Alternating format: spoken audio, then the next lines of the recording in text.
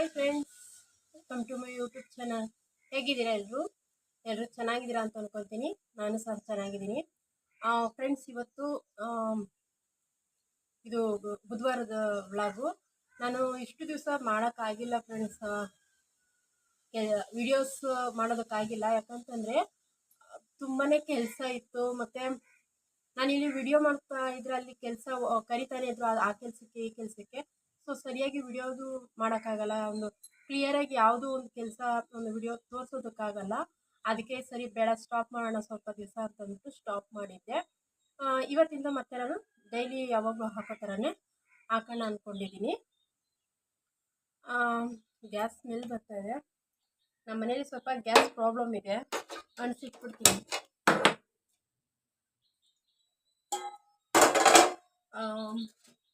ನಮ್ಮ ಯಜಮಾನ್ರು ಇಲ್ಲ ಇವತ್ತು, ನಾನು ಒಬ್ಳಿಗೇನೆ ಕಾಫಿ ಮಾಡ್ಕೊಳ್ಳೋಣ ಅಂತ.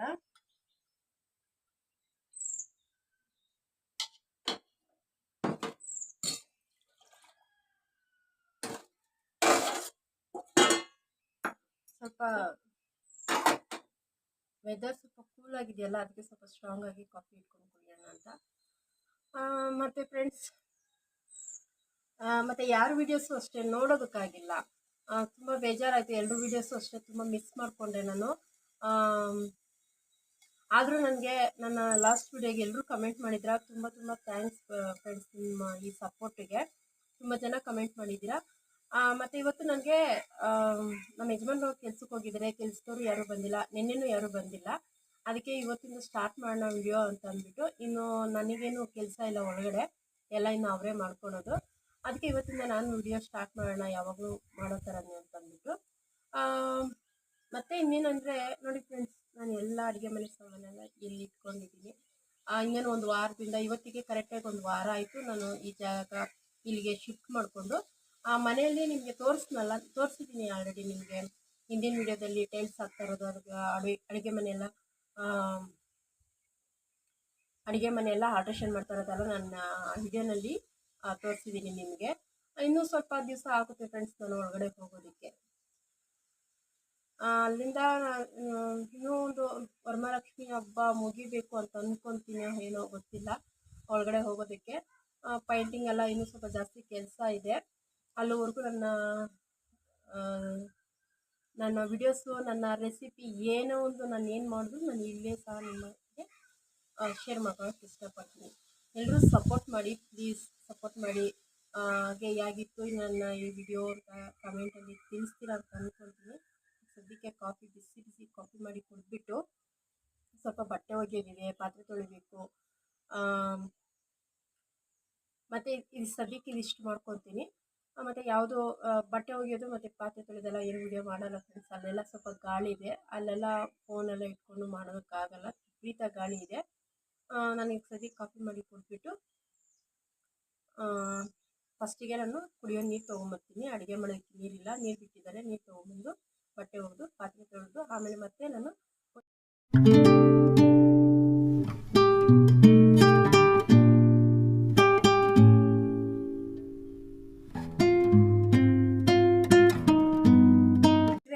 ಬ್ರೂ ಸೆಟ್ ಆಗಲ್ಲ ಫ್ರೆಂಡ್ಸ್. ಸನ್ರೈಸೇ ಸರಿ ಕಾಫಿಗೆ, ಬ್ರೂ ಕುಡಿದ್ರೆ ನನಗೆ ಆಗಲ್ಲ.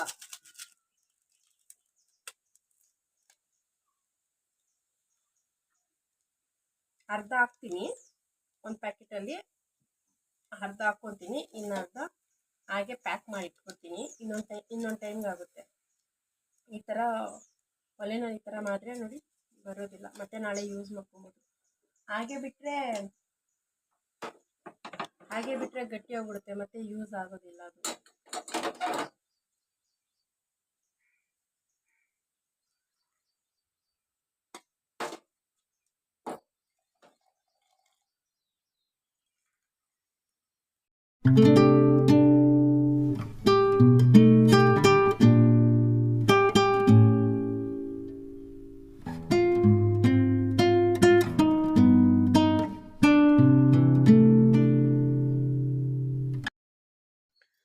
ಕಾಫಿ ಕುಡಿದಾದ್ಮೇಲೆ ನಾನು ಬಟ್ಟೆ ಎಲ್ಲ ಒಗೆದು ಮತ್ತು ಪಾತ್ರೆ ಎಲ್ಲ ತೊಳೆದು ಮನೆಯೆಲ್ಲ ಕ್ಲೀನ್ ಮಾಡಿಕೊಂಡೆ. ನೋಡ್ಬೋದು ಬಟ್ಟೆ ಎಲ್ಲ ಒಗೆದಿದ್ದೀನಿ, ಮತ್ತು ನೀರು ಸಹ ತುಂಬಿಟ್ಕೊಂಡ್ಬಿಟ್ಟಿದ್ದೀನಿ ಫ್ರೆಂಡ್ಸ್. ನೀರೆಲ್ಲ ನಿಲ್ಲಿಸ್ಬಿಡ್ತಾರೆ, ಮತ್ತು ಏನಕ್ಕಾದ್ರೂ ಬಳಸೋದಕ್ಕೂ ಸಹ ಬೇಕಾಗುತ್ತೆ.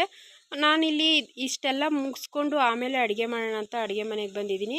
ಅಡುಗೆ ಏನು ಮಾಡೋದು ಅಂತ ಯೋಚನೆ ಮಾಡಿದೆ. ಫಸ್ಟಿಗೆ ನಾನಿಲ್ಲಿ ದೋಸೆಗೆ ನೆನೆಸ್ಬಿಡೋಣ ಅಂತ ದೋಸೆಗೆ ಹಾಕ್ಕೊತಾ ಇದ್ದೀನಿ. ನೈಟ್ ಮಾಡಿರೋ ಅಂಥ ಅನ್ನ ಇತ್ತು ಫ್ರೆಂಡ್ಸ್, ಅದರಲ್ಲೇ ದೋಸೆಗೆ ಹಾಕೋಣ, ಅದಕ್ಕೋಸ್ಕರನೇ ನಾನಿವಾಗ ದೋಸೆಗೆ ಹಾಕ್ಕೊತಾ ಇದ್ದೀನಿ.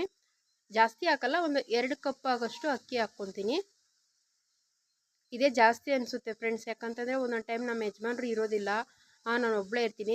ಎರಡು ದಿವಸ ಆದರೂ ಬರುತ್ತೆ ನನಗೆ ದೋಸೆ ಹಿಟ್ಟು. ಎಷ್ಟು ಕಮ್ಮಿ ಮಾಡ್ತೀನೋ ಆದರೂ ಅದರಲ್ಲಿ ಮಿಕ್ಕುತ್ತೆ ಅಂತಲೇ ಹೇಳ್ಬೋದು.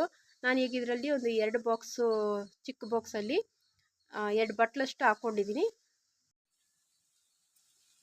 ಇವಾಗ ಫ್ರೆಂಡ್ಸ್ ವಾಯ್ಸ್ ಓವರ್ ಕೊಟ್ಟಿದ್ದೆ, ಏನು ಗೊತ್ತಾ, ಯಾಕೋ ಸ್ವಲ್ಪ ತುಂಬ ಜೋರಾಗಿ ಕೇಳಿಸ್ತಾನೆ ಇರಲಿಲ್ಲ, ವಾಯ್ಸೇ ಇರಲಿಲ್ಲ ಫ್ರೆಂಡ್ಸ್ ಜೋರಾಗಿ ಕೇಳಿಸೋದಕ್ಕೆ. ಅದು ಯಾಕೋ ಗೊತ್ತಿಲ್ಲ, ಅದಕ್ಕೆ ವಾಯ್ಸ್ ಓವರ್ ಕೊಟ್ಬಿಟ್ಟೆ. ಡೈರೆಕ್ಟಾಗಿ ಮಾತಾಡಿದಾಗ ಅಷ್ಟು ಜೋರಾಗಿ ಕೇಳಿಸ್ತಾ ಇರಲಿಲ್ಲ.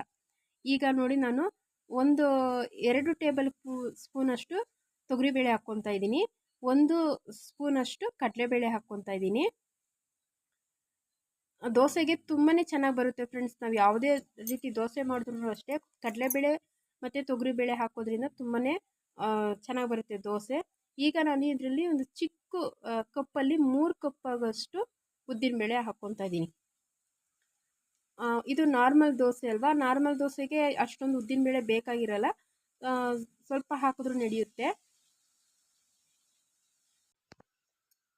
ಡಸ್ಟ್ ಮಾತ್ರ ತುಂಬ ಇದೆ ಫ್ರೆಂಡ್ಸ್, ಎಷ್ಟು ಸರಿ ಒರೆಸಿದ್ರೂ ತುಂಬ ಡಸ್ಟು. ಮತ್ತು ಗಾಳಿ ಜಾಸ್ತಿ ಇದೆಯಲ್ಲ, ಇಲ್ಲಿ ನಾನು ಓಪನ್ನಾಗಿ ಇಟ್ಕೊಂಡಿದ್ದೀನಲ್ಲ ಫ್ರೆಂಡ್ಸ್, ಆ ಕಡೆ ಮೇಲೆ ಎಲ್ಲ ಓಪನ್ ಆಗಿದೆಯಲ್ಲ, ಅದಕ್ಕೆ ಗಾಳಿಗೆ ಜಾಸ್ತಿ ಡಸ್ಟ್ ಬರುತ್ತೆ ಅಂತಲೇ ಹೇಳ್ಬೋದು. ಏನು ಮುಟ್ಟಿದ್ರೂ ಅಷ್ಟೇ ತುಂಬಾ ಡಸ್ಟು. ನಾನಿವಾಗ ಸ್ವಲ್ಪ ಹೊತ್ತು ಪಾತ್ರೆ ಎಲ್ಲ ತೊಳೆದಿಟ್ಟು ಆಚೆ ಕಡೆ ಹೋಗಿ ಒಳಗಡೆ ಬರೋಷ್ಟರಲ್ಲಿ ತುಂಬ ಡಸ್ಟ್ ಆಗಿರುತ್ತೆ. ಆದರೂ ನಾನು ಬಳಸಬೇಕಾದ್ರೆ ತೊಳೆದ್ಬಿಟ್ಟೆ ಬಳಸ್ಕೊಬೇಕು, ಸಾಮಾನೆಲ್ಲ ಅಷ್ಟು ಡಸ್ಟ್ ಇರುತ್ತೆ. ಇವಾಗ ನಾನು ಇದಕ್ಕೆ ಸ್ವಲ್ಪ ಮೆಂತ್ಯನೂ ಸಹ ಹಾಕ್ಕೊತೀನಿ. ಇವಾಗ ದೋಸೆಗೆ ಇದಕ್ಕೆ ಸ್ವಲ್ಪ ಮೆಂತ್ಯ ಹಾಕ್ಕೊಂಡು ಚೆನ್ನಾಗಿ ತೊಳ್ಕೊಂಬಂದರೆ ತೊಳೆದು ನೆನೆಸ್ಕೊತೀನಿ. ದೋಸೆಗೆ ಸ್ವಲ್ಪ ಮೆಂತ್ಯ ಹಾಕಿದ್ರೇ ಚೆನ್ನಾಗಿರೋದು, ದೋಸೆ ಚೆನ್ನಾಗಿ ಬರುತ್ತೆ. ಒಬ್ಬೊಬ್ಬರು ಮೆಂತ್ಯ ಹಾಕೋದಿಲ್ಲ, ಹಾಗೆ ಮಾಡ್ತಾರೆ. ಆದರೆ ಮೆಂತ್ಯ ಹಾಕಿದ್ರೆ ಕಲ್ಲರು ಅಷ್ಟೇ ತುಂಬ ಚೆನ್ನಾಗಿ ಬರುತ್ತೆ. ಇವಾಗ ಇದಿಷ್ಟು ತೊಳ್ಕೊಂಡು ಬರ್ತೀನಿ. ರೇಷನ್ ಅಕ್ಕಿ ಅಲ್ವಾ ಫ್ರೆಂಡ್ಸ್, ಚೆನ್ನಾಗಿ ತೊಳೆದ್ರೇ ಅದು ಕಲ್ಲರು, ಇಲ್ಲಾಂದರೆ ಕಲ್ಲರ್ ಹಾಗೇ ಇರುತ್ತೆ, ವೈಟಿಗೆ ಬರೋದೇ ಇಲ್ಲ ದೋಸೆ. ನೋಡ್ಬೋದು, ರಾತ್ರಿ ಉಳಿದಿರೋಂಥ ಅನ್ನನೇ ಹಾಕ್ಬಿಟ್ಟು ನಾನು ನೆನೆಸಿಡ್ತೀನಿ. ಇಷ್ಟು ಅನ್ನ ಉಳಿದಿದೆ, ಇವಾಗ ಇದನ್ನು ತೊಳ್ಕೊಂಬರೋಣ.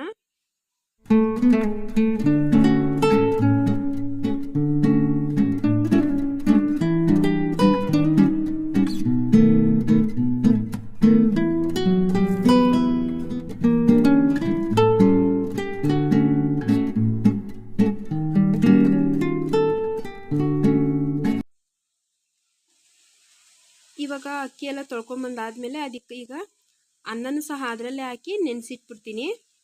ಅದು ಚೆನ್ನಾಗಿ ನೆನೆಯುತ್ತೆ ಫ್ರೆಂಡ್ಸ್.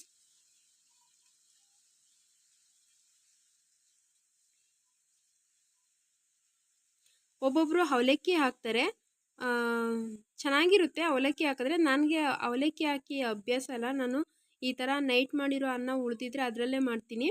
ಇವಾಗ ನೆನೆಸಿದ್ದಾಯಿತು. ಇವಾಗ ಅಕ್ಕಿನ ನೆನೆಸಿದ್ದಾದಮೇಲೆ ಹಸಿಟ್ಟು ಸ್ವಲ್ಪ ಇತ್ತು ಫ್ರೆಂಡ್ಸ್, ಜಲ್ರಿ ಇಟ್ಕೊಬೇಕು, ರಾಗಿ ಹಸಿಟ್ಟು. ಬಾಕ್ಸ್ ಮತ್ತು ಅಕ್ಕಿ ತೊಗೊಂಬಂದಿದ್ದೆ. ಹೋದ ಸರಿ ನಾನು ಒಂದು 5 kg ಅಕ್ಕಿ ತೊಗೊಂಬಂದಿದ್ದೆ, ಸೋನಾ ಮಸೂರಿ ಅಕ್ಕಿ. ಈ ಸರಿ ನಾನು ಜಾಸ್ತಿ ತೊಗೊಂಡಿರಲಿಲ್ಲ, ಯಾಕೆ ಅಂತಂದರೆ ನಾನು ಮಾಡೋದು ಅಪರೂಪ ಅಲ್ವಾ ಸೋನಾ ಮಸೂರಿ ಅಕ್ಕಿ. ಯಾವಾಗಲೂ ಅಷ್ಟೇ ನಾನು ರೇಷನ್ ಅಕ್ಕಿ ಜಾಸ್ತಿ ಯೂಸ್ ಮಾಡ್ತೀನಿ. ಅದನ್ನು ತೊಗೊಂಬಂದು ನಾನು ಬಾಕ್ಸ್ಗೆ ಹಾಕಿಟ್ಕೊಂಡಿರಲಿಲ್ಲ, ಬಾಕ್ಸ್ ಯಾವುದು ಖಾಲಿ ಇರಲಿಲ್ಲ ಅಂತ ಅಂದ್ಬಿಟ್ಟು ಇದೊಂದು ಬಕೆಟಲ್ಲಿ ಹಾಕಿಟ್ಕೊಂಡಿದ್ದೆ. ಇವಾಗ ಇನ್ನೊಂದು ಬಾಕ್ಸ್ ಖಾಲಿಯಾಗಿತ್ತು. ಮುಂಚೆ ಒಂದು ಬಾಕ್ಸಲ್ಲಿ ನಾನು ಅವರೆಕಾಳು ಹಾಕಿಟ್ಕೊಂಡಿದ್ದೆ, ಅವರೆಕಾಳು ಖಾಲಿಯಾಗಿತ್ತು, ಇನ್ನು ಸ್ವಲ್ಪ ಇತ್ತು, ಅದನ್ನ ಬೇರೆ ಬಾಕ್ಸ್ಗೆ ಹಾಕಿ ಇಟ್ಬಿಟ್ಟು ಇವಾಗ ಈ ಅಕ್ಕಿನ ಆ ಬಾಕ್ಸ್ಗೆ ಹಾಕಿಡೋಣ ಅಂತಂದ್ಬಿಟ್ಟು ಆ ಬಾಕ್ಸೆಲ್ಲ ನೀಟಾಗಿ ಒರೆಸಿ ಅದರಲ್ಲಿ ಹಾಕಿಟ್ಕೊತಾ ಇದ್ದೀನಿ. ನೋಡ್ಬೋದು ತುಂಬಾ ಡಸ್ಟು, ಯಾವುದು ಮುಟ್ಟಿದ್ರು ಅಷ್ಟೇ ತುಂಬ ಡಸ್ಟು ಅಂತಲೇ ಹೇಳ್ಬೋದು. ಎಲ್ಲ ನೀಟಾಗಿ ಒರೆಸ್ಕೊಂಡು ಇವಾಗ ನಾನು ಅದರಲ್ಲಿ ಅಕ್ಕಿ ಹಾಕಿಡ್ತಾ ಇದ್ದೀನಿ. ಇಷ್ಟಾದಮೇಲೆ ಹಸಿಟ್ಟು ಜಲ್ದಿ ಹಿಡಿಯೋಣ ಅಂತ ಕೂತ್ಕೊಂಡೆ. ಬಾಕ್ಸಲ್ಲಿ ಸ್ವಲ್ಪ ಹಸಿಟ್ಟು, ಹಳೆ ಹಸಿಟ್ಟು ಇತ್ತು, ಅದನ್ನ ಒಂದು ಪ್ಲೇಟ್ಗೆ ಹಾಕಿ ಇಟ್ಬಿಟ್ಟು ಜಲ್ದಿ ಇಟ್ಕೊಳ್ಳೋಣ ಅಂತ ನೋಡಿದೆ. ಯಾಕೋ ನನಗೆ ಮನಸ್ಸು ಬಂದಿಲ್ಲ, ಬಾಕ್ಸ್ನ ತೊಳೆದ್ಬಿಟ್ಟು ಹಸಿಟ್ಟು ಜಲ್ದಿ ಹಿಡಿಯೋಣ ಅಂತ ಅನಿಸ್ತು. ಹಾಗೆಯೇ ನಾನು ಹಸಿಟ್ಟು ಜಲ್ದಿ ಹಿಡಿದಿಲ್ಲ, ಬಾಕ್ಸ್ನ ತೊಳೆದ ಆದಮೇಲೆ ನಾನು ಅದನ್ನ ತೊಳೆದು ಚೆನ್ನಾಗಿ ಒಣಗಿಸಿ ಆಮೇಲೆ ನಾನು ಹಸಿಟ್ಟು ಜಲ್ರಿ ಹಿಡಿದೆ. ಯಾಕೆ ಅಂತಂದರೆ ಒಂದು ಸರಿ ನಾನು ಹಸಿಟ್ಟು ಜಲ್ರಿ ಹಿಡಿದು ಬಾಕ್ಸ್ಗೆ ಹಾಕ್ಕೊಂಡ್ರೆ ಇಲ್ಲ ಅಂತಂದ್ರೆ ಒಂದು 3ರಿಂದ 4 ತಿಂಗಳು ನನಗೆ ಬರುತ್ತೆ ಫ್ರೆಂಡ್ಸ್. ಹಂಗಾಗಿ ಇವಾಗ ಹೆಂಗಿದ್ರು ಹಸಿಟ್ಟು ಖಾಲಿ ಆಗಿದೆಯಲ್ಲ, ಅದಕ್ಕೆ ಒಂದು ಸರಿ ತೊಳೆದಿಟ್ಕೊಂಬೇಡ ಅಂತಂದ್ಬಿಟ್ಟು ಬಾಕ್ಸ್ನ ತೊಳಿತಾ ಇದ್ದೀನಿ. ಇದನ್ನು ತೊಳೆದು ಒಂದು ಇಲ್ಲಾಂದ್ರೆ 1 ಅವರ್ ಸ್ವಲ್ಪ ಚೆನ್ನಾಗಿ ಬಿಸಿಲಲ್ಲಿ ಒಣಗಿಸ್ಬೇಕು ಫ್ರೆಂಡ್ಸ್. ಇಲ್ಲ ಅಂತಂದರೆ ನಾವು ತೊಳೆದ ಆದಮೇಲೆ ಬಟ್ಟೆನಲ್ಲಿ ಒರೆಸ್ಬಿಟ್ಟು ಹಾಗೆ ಹಸಿಟ್ಟು ಜಲ್ರಿ ಹಿಡಿದ್ರೆ ನಮಗೆ ನಾವು ದಿನ ಕಳೀತಾ ಅದೇನಾಗುತ್ತೆ ಹುಳ ಬೀಳೋಕ್ಕೆ ಹುಳ ಬಿದ್ದೋಗ್ಬಿಡುತ್ತೆ. ಅದಕ್ಕೆ ಸ್ವಲ್ಪ ಚೆನ್ನಾಗಿ ಒಣಗಿಸ್ಬಿಟ್ಟು ಆಮೇಲೆ ನಾನು ಹಸಿಟ್ಟು ಜಲ್ರಿ ಹಿಡಿತಾ ಇದ್ದೀನಿ. ಇದಿಷ್ಟು ಹಸಿಟ್ಟೆಲ್ಲ ಜಲ್ರಿ ಹಿಡಿದ ಆದಮೇಲೆ ನಾನು ಬೆಳಗ್ಗೆ ಬೇಳೆ ಸಾರಿಗೆ ಅನ್ನ ಮಾಡ್ಕೊಂಡಿದ್ದೆ. ನಮ್ಮ ಯಜಮಾನರು ಸಹ ಕೆಲಸದಿಂದ ಮಧ್ಯಾಹ್ನಕ್ಕೆ ಬಂದುಬಿಟ್ರು. ಸರಿ ಅವ್ರಿಗೇನಾದರೂ ಅಡುಗೆ ಮಾಡಬೇಕು ಅಂತ ನಾನು ಮತ್ತೆ ಅಡುಗೆ ಮಾಡೋಣ ಅಂತ ಹೋದೆ. ಆದರೆ ನಮ್ಮ ಯಜಮಾನರು ಏನು ಅಡುಗೆ ಮಾಡ್ತೀಯಾ, ಏನಾದರೂ ಸ್ವಲ್ಪ ಖಾರವಾಗಿ ಏನಾದರೂ ಮಾಡಿಕೊಡು ಅಂದರು. ಏನು ಮಾಡಿಕೊಡೋದು ಅಂತ ಹೇಳಿದಾಗ ಆಮೇಲೆ ಅವರೇ ಹೇಳಿದ್ರು, ಬರೀ ರಾಗಿ ಮುದ್ದೆ ಮಾಡಿ ಕೈಗೊಜ್ಜು ಮಾಡಿಕೊಡು ನನಗೆ ಚೆನ್ನಾಗಿರುತ್ತೆ ಅಂತಂದರು. ಸರಿ ಅದನ್ನೇ ಮಾಡ್ಕೊಳ್ಳೋಣ ಅಂತ ಅಂದ್ಬಿಟ್ಟು ನಾನಿವಾಗ ಆ ಕಡೆ ಮುದ್ದೆಗೆ ಇಟ್ಕೊಂಡಿದ್ದೀನಿ. ಮತ್ತು ಬೆಳಗ್ಗೆದು ಸ್ವಲ್ಪ ರೈಸ್ ಇತ್ತು, ಅದನ್ನ ಸ್ವಲ್ಪ ಬಿಸಿಗೆ ಇಟ್ಟಿದ್ದೀನಿ ಕುಕ್ಕರಲ್ಲೇ. ಮತ್ತು ನಾನು ಕೈಗೊಜ್ಜು ಬಂದು ಫ್ರೆಂಡ್ಸ್ ನನಗೆ ಕೈಯಲ್ಲಿ ಇಸ್ಕಲ್ಲ, ನಾನು ಕೈಯಲ್ಲಿ ಕಿವುಚಿದ್ರೆ ನನಗೆ ಕೈಯೆಲ್ಲ ಉರಿ ಬಂದುಬಿಡುತ್ತೆ ಅಂತ ನಾನು ಮಿಕ್ಸಿಗೆ ಹಾಕ್ಕೊತೀನಿ. ಇವಾಗ ನಾನು ಆ ಕಡೆ ಮುದ್ದೆಗೆ ನೀರು ಕಾಯಕ್ಕೆ ಇಟ್ಟಿದ್ನಲ್ಲ, ಅದು ಸ್ವಲ್ಪ ಕುದೀತಾ ಬಂತು. ಅದಕ್ಕೆ ಹಸಿಟ್ಟು ಹಾಕ್ಬಿಟ್ಟು ಇವಾಗ ಒಂದು ಮಿಕ್ಸಿ ಜಾರ್ಗೆ 2 ಟೊಮೊಟೊ, 1 ಈರುಳ್ಳಿ, ಸ್ವಲ್ಪ ಬೆಳ್ಳುಳ್ಳಿ ಮತ್ತು ಹಸಿಮೆಣಸಿನ್ಕಾಯಿ, ಕೊತ್ತಂಬರಿ ಸೊಪ್ಪು ಇದಿಷ್ಟು ಹಾಕ್ಕೊಂಡು ಸುಮ್ಮನೆ ಒಂದು ರೌಂಡು ತಿರುಗಿಸಿದ್ರೆ ಸಾಕು, ತರ್ತರೆಯಾಗಿ ರುಬ್ಕೊಂಬಂದರೆ ಚೆನ್ನಾಗಿರುತ್ತೆ. ಅದೇ ಕೈಗೊಜ್ಜು ಅಂತ ಹೇಳ್ಬೋದು ಫ್ರೆಂಡ್ಸ್.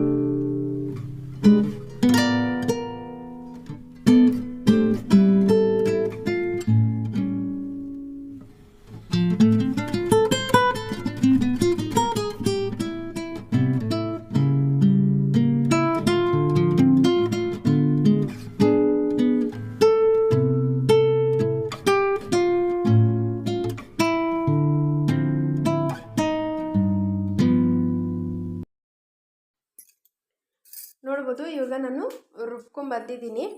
ತುಂಬಾ ಚೆನ್ನಾಗಿರುತ್ತೆ ಫ್ರೆಂಡ್ಸ್. ಕೈಯಲ್ಲಿ ಅಂದರೆ ಒಂಥರ ಚಟ್ನಿ ಥರನೂ ಇರುತ್ತೆ, ಆ ಸ್ಮೆಲ್, ಹಸಿ ಸ್ಮೆಲ್ಲೆಲ್ಲ ಚೆನ್ನಾಗಿರುತ್ತೆ. ಇವಾಗ ನಮ್ಮ ಯಜಮಾನ್ರಿಗೂ ಸಹ ಮುದ್ದೆ ಹಾಕ್ಕೊಡ್ತಾ ಇದ್ದೀನಿ. ಬರೀ ರಾಗಿ ಮುದ್ದೆ, ಬಿಸಿ ಬಿಸಿ ಮುದ್ದೆಗಂತೂ ತುಂಬಾ ಚೆನ್ನಾಗಿರುತ್ತೆ. ಇದು ಬಿಸಿ ಅನ್ನಕ್ಕೂ ಅಷ್ಟೇ, ಬಿಸಿ ಅನ್ನಕ್ಕೆ ಸ್ವಲ್ಪ ತುಪ್ಪ ಹಾಕ್ಕೊಂಡು ತಿಂದರೆ ತುಂಬ ಚೆನ್ನಾಗಿರುತ್ತೆ ಈ ಹಸಿ ಗೊಜ್ಜು. ಈ ಬಾಯಿ ಕೆಟ್ಟಿರುತ್ತಲ್ಲ ಫ್ರೆಂಡ್ಸ್, ಜ್ವರ ಬಂದಿರೋರಿಗೆ, ಬಾಯಿ ಕೆಟ್ಟಿರೋರಿಗೆ ಇದೊಂದು ಒಳ್ಳೆ ಟೇಸ್ಟ್ ಕೊಡುತ್ತೆ.